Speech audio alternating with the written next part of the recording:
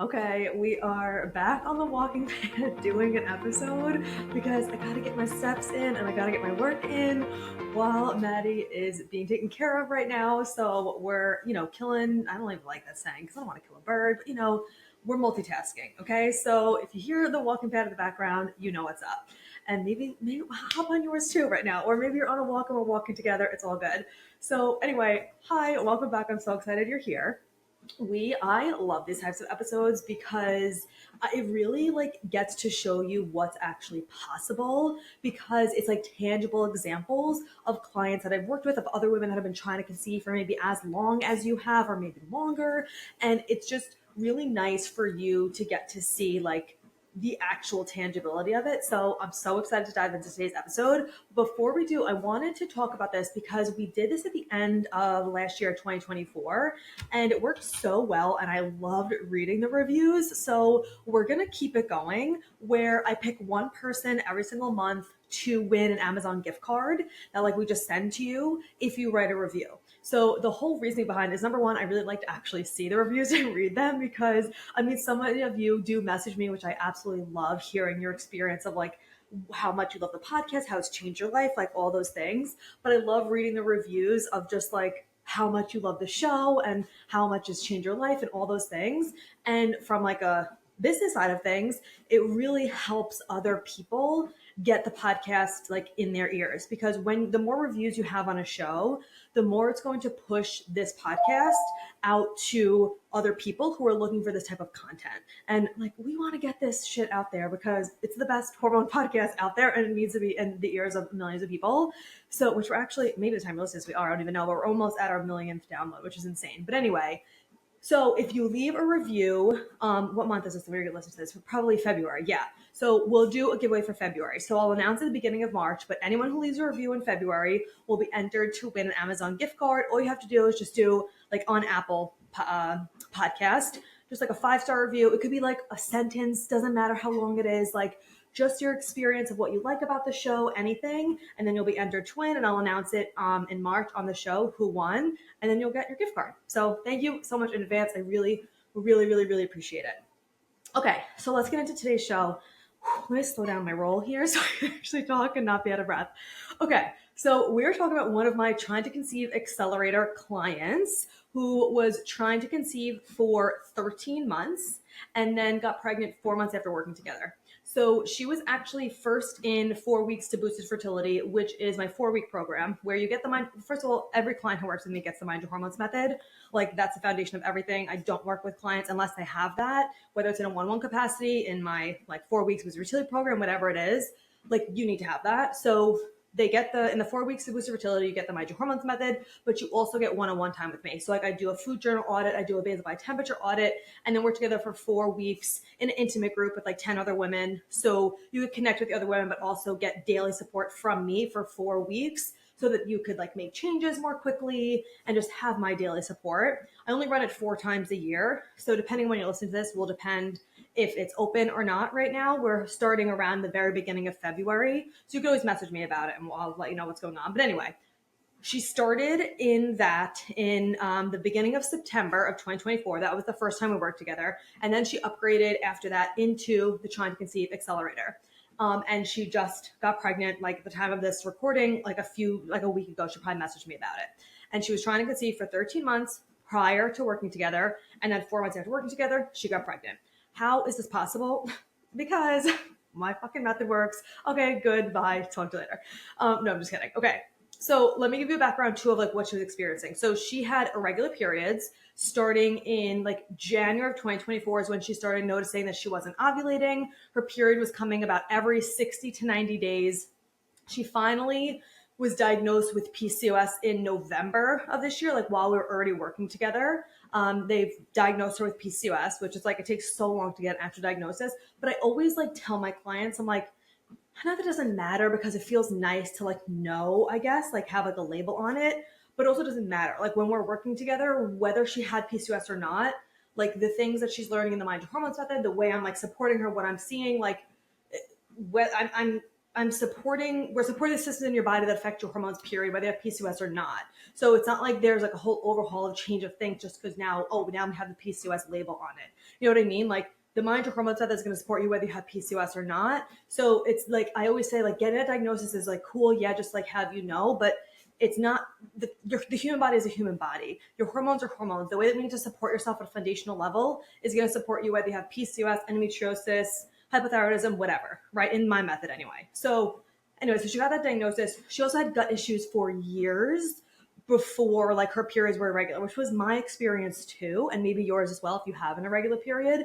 I had gut issues for so long. My gutness is very common for people with PCOS, but my gut was always something that was very like, what's the word? Like I have to just be on top of it. And for so long I had gut issues and also my irregular period. So I had them together. I also had migraines and I had facial hair growth and I was gaining weight, and like no one was putting the pieces together. This was all connected. Same thing with her. No one was putting the pieces together. This is all connected, but it is all very tightly connected because especially when you have gut issues, whether you're constipated or you're having bloating, whatever, your gut and your hormones and your fertility specifically are very tightly connected. So your gut is where you absorb nutrients needed for you to actually ovulate. It's where you expel excess hormones out of your body. So if you are not properly expelling hormones and pooping properly, like every single day, multiple times a day, and like you want that like banana shape, one smooth thing within like an hour or two of waking up, and at least one other time throughout the day. If you're not pooping enough, you're not getting those excess hormones out of your body, and also toxins and metabolic waste and all of that, then those hormones, that excess estrogen is recirculating back in the body, and that's adding to this irregular period. So this was what she was experiencing, aside from like being uncomfortable and having, bloating and things like that. And also this excess estrogen that's circulating back, not only is it going to impact your cycle irregularity, but this was also causing her cramps, PMS. She had boob soreness, the constipation, like we talked about, mood swings, like all of this was connected. So these are things that she was experiencing. And these symptoms are also all reasons why she wasn't able to naturally get pregnant, because obviously if you're not ovulating or you're not regularly ovulating, well, of course you have to be ovulating to get pregnant, number one. But even though she was like here and there, when you're not regularly ovulating, you're not regularly producing progesterone. And progesterone is the hormone needed to get and stay pregnant. So of course it's going to impact your ability to actually get pregnant, aside from obviously you just have less chances because she was getting her period and she was ovulating about every 60 to 90 days. Okay. So that was like what her picture looked like. And then when we started working together, the major things that we worked on for her, when she first joined 4 Weeks Boost to Fertility, we do a food journal audit, right? So, and in that program specifically, we're focusing on blood sugar and nervous system regulation. So when I was auditing her food journal, like that was where my focus really was like, okay, let's really look at this and balance the shit out of your blood sugar, because that's going to make the biggest impact in regulating everything out, like in a very quick way. And also it's going to help you feel better in the immediate present moment more quickly. And when you feel better more quickly, when you're making these little changes when it comes to regulating your blood sugar, and I'll talk about exactly what we did with her, like you feel so much more energy. You feel like, holy shit, I don't have cravings anymore. My headaches are going away. I have so much more energy. Like when you start feeling that change right away, you have more buy-in. You're like, oh my God, the effort that I'm putting in is actually making a difference. So it's going to keep you showing up. It's going to keep you moving forward because you're like, wow, regardless of the outcome, like I'm feeling so much better. So like, obviously this is working and obviously I want to feel better. So like, I'm going to keep going. And it helps you stay consistent and it helps you realize that like, holy shit, this is actually working. Whereas when you're just doing like a fertility tea, an LH strip, Mucinex theory, pre-seed lube or whatever, like that's not giving you more energy. That's not helping your poops. That's not helping your mood swings go away. That's not getting rid of your cramps. Like, so you're just like doing these things.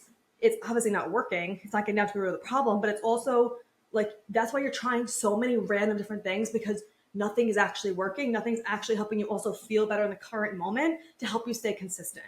And when you start regulating your blood sugar, which is always the first step I do with clients, because it's the most important thing to start with, because it's a domino effect, right? And your blood sugar is like, your insulin levels are like a top tier hormone. So when they're off, everything else below it, it's just a real big domino effect. So we always want to start with that.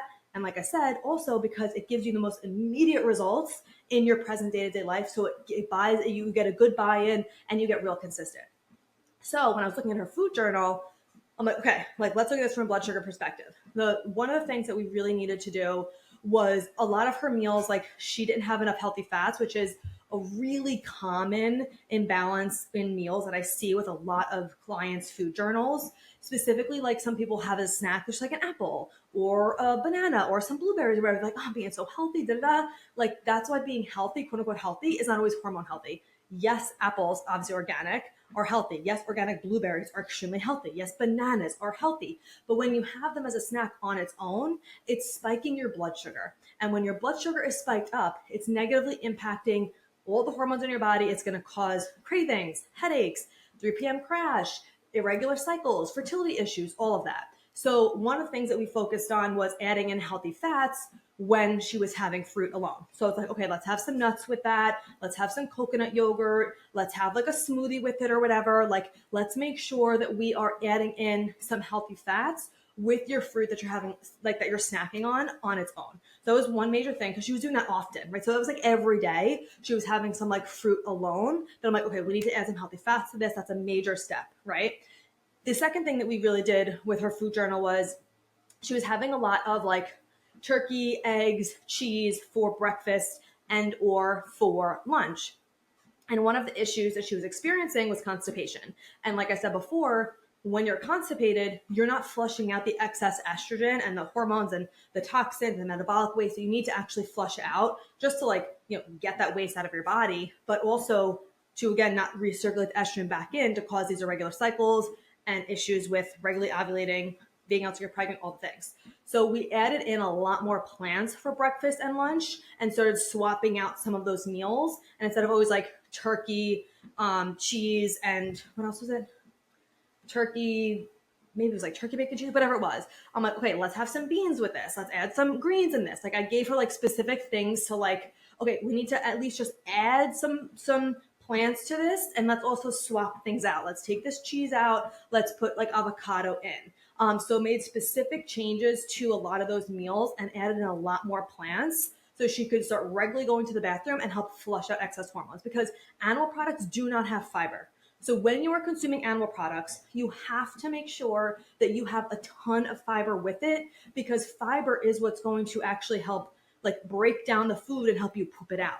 Like you need fiber in order to create poop. Obviously you need water and stuff too, but like if you don't have fiber, those animal products are just going to sit there. That's why you're going to feel full. You might not poop as regularly. Like you have to make sure that you have a good amount of vegetables and plants with that, as well as obviously healthy fats. But with that animal product to help move it along and to really start regularly going to the bathroom. So once she started changing that, she started pooping regularly. Everything was like starting to move. We're like, okay, let's get this system moving. Let's get this poop going. Like we got to get this stuff moving. So that was another big step that we did was like adding in a lot more plants, swapping out some animal products with beans, swapping out some cheese. Like sometimes she was having cheese with avocado instead, like making these simple swaps to meals she was already having. Because that's what I like whenever I'm auditing a food journal, I'm like, okay, let me meet you where you're at. Here's what you're having. Let's try and just take this one ingredient out and put this in place of it.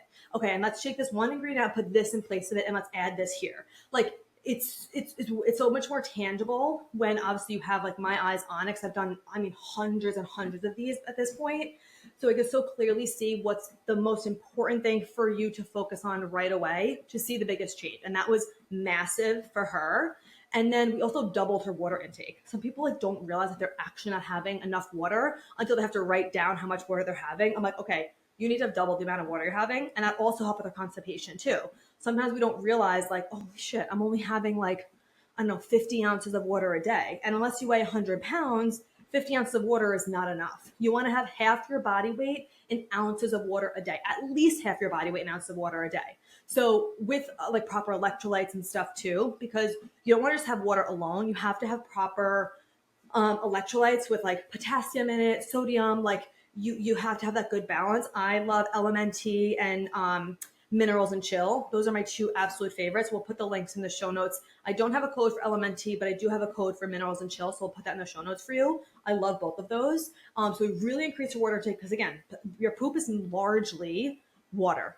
And so like you need to be flushing out. Also like not having enough water is going to dysregulate your blood sugar more. It's a stress on the body. It's going to dysregulate your nervous system, like all the things, right? So we added in her water intake, and then we also added in some more complex carbs like organic oats, quinoa, sweet potatoes, things like that, she really was not having enough carbs, and your ovaries need carbs to ovulate. And obviously we had to pair all that properly, right? Making sure that when you are having carbs, you're also having a protein, fiber, and healthy fat, which you could download if you don't already have this training.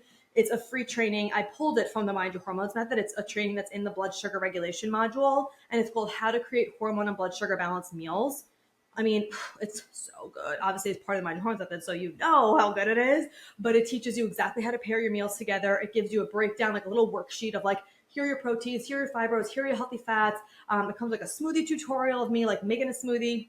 So you could download that for free. It's part of the Mind Your Hormones method, but I pulled it out so you can have it for free if you don't already have access to it. We'll put that in the show notes. But those are some of the major things that we did like tangibly in her food journal, just like the first audit that I did. And then obviously we continued working together for months after that. So we like continued to refine and add things and continue tweaking.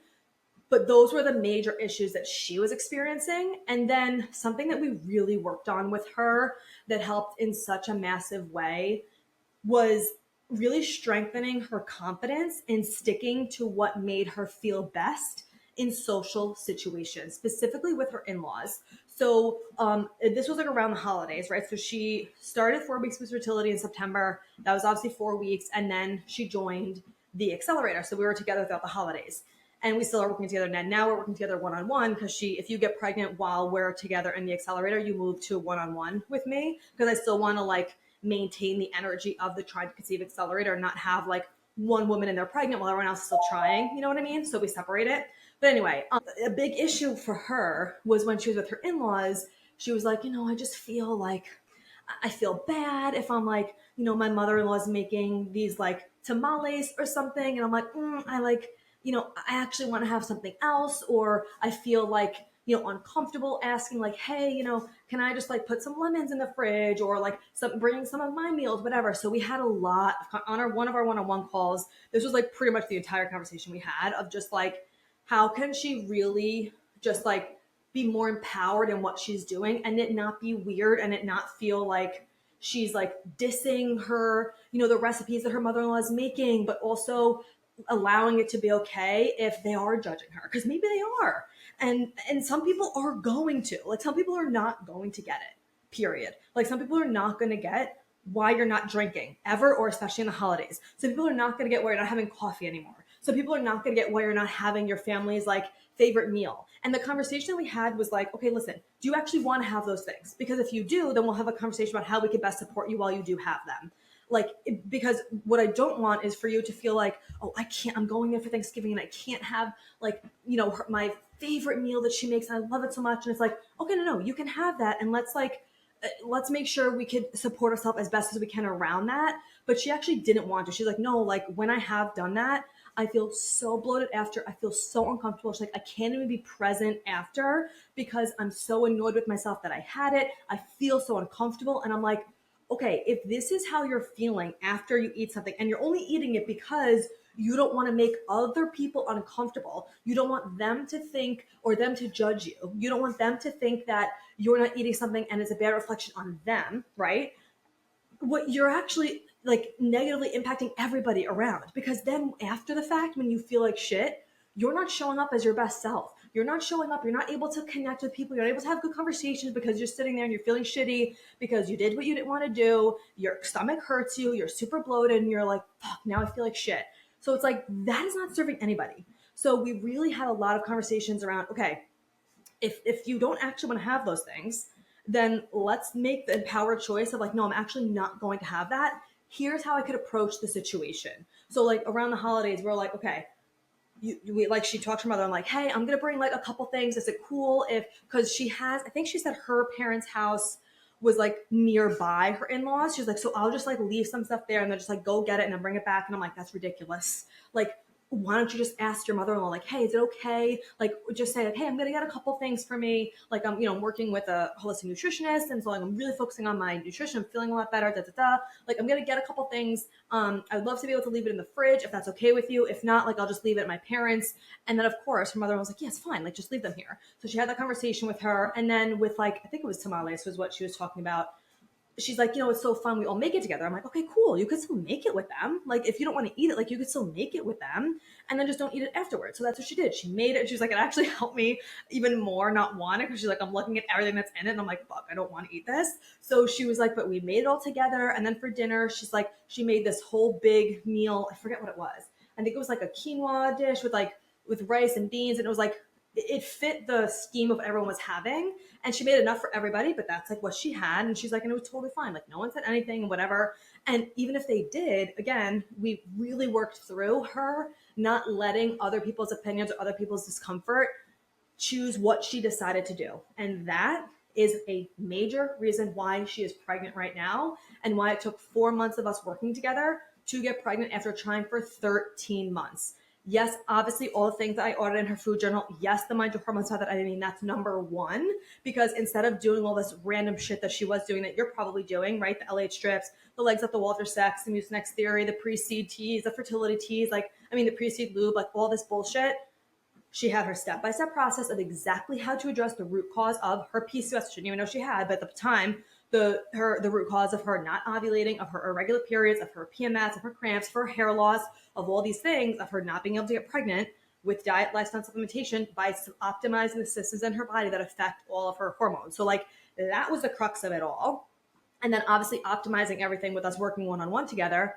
And then this last piece of staying consistent, of choosing habits that feel good to her physically and mentally, not worrying about other people feeling uncomfortable about it or judging her for it, and having hard conversations. It would have been easier in the moment to not have a conversation with her mother-in-law, to not have a conversation with her husband about it, to not have a conversation, like bring all these things and whatever. It's easier in the moment to do that.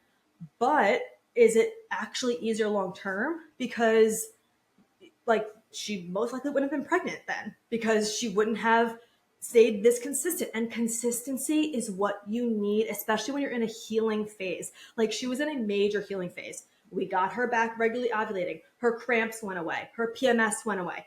She's pooping regularly. All these things started happening very quickly. And then now she's obviously pregnant. But it's like when you're in a healing mode like this, when you have all these imbalances, when you've been trying for so long and you're trying to get pregnant, like there is a specific amount of time where it's like, okay, I'm in a healing phase right now. My consistency, my devotion, my dedication to this, of even being consistent over the holidays, is really important to my success, and to not like putting another boundary in the way. Because when you're healing, you already have all these boundaries that we're trying to get out of the way. And it's like, let's not add more fuel to the fire. Once you're in more of a maintenance phase, then yeah, having this here and there, doing this here and there is not as big of a deal. But when you're in the midst of healing, when you have been trying for so long, when you're trying to balance all these things out, it's like, let's just get rid of as many barriers as possible. And her being able to stick to what feels best to her in social situations was a huge barrier that she just picked up and popped out of the way. And it also really improved her confidence, her feeling empowered, her having a hard conversation, her feeling like,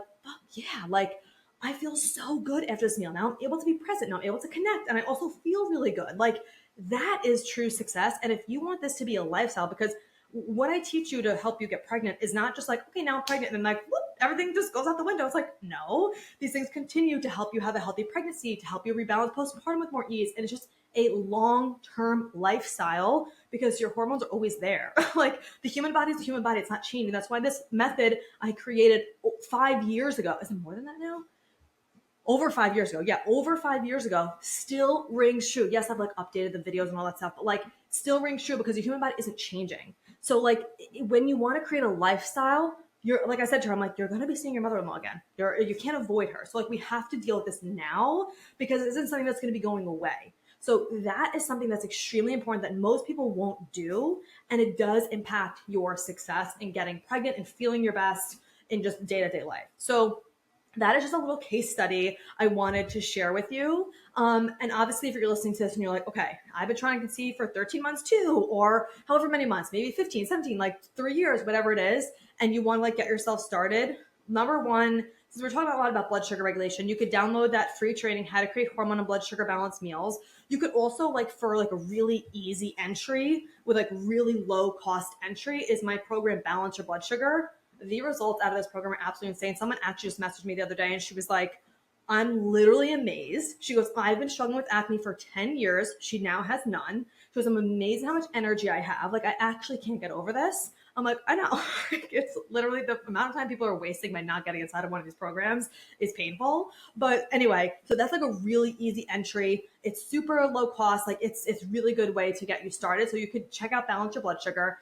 You can also get a free training, like I said, too. I'll put that in the show notes. And then like when you're ready for that like full step-by-step roadmap of everything, that's where the Mind Your Hormones method comes in. If you ever wanted to work together, either one-on-one in the 4 weeks to boost your fertility or the Trying to Conceive Accelerator, just message me and I'll see if I have space in those spots, because in those programs, because those are limited spots. Like that's working with me one-on-one. So like I don't take a lot of people in there. So I can fill you in on what's going on with that. But check out the free resources to get you started. Like it is still possible for you. I hope when you hear these case studies, you understand that it is possible for you. The people who were trying for so long, who have PCOS, who have all these things going on, it is possible when you're actually, addressing the root cause of the problem. Of course, I don't need you specifically, and everybody has a different situation, but it's like, there's so many things that we can do to help remove as many barriers as possible that are currently preventing you from regularly ovulating, from getting pregnant, from all the things. So I hope this is helpful for you. Let me know how you loved this episode, and I will talk to you soon.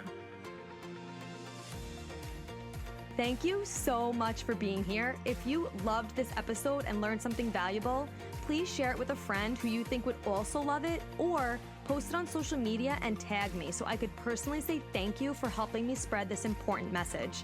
I am beyond grateful to be here with you. So until next time, stay intentional, stay consistent, and always mind your hormones.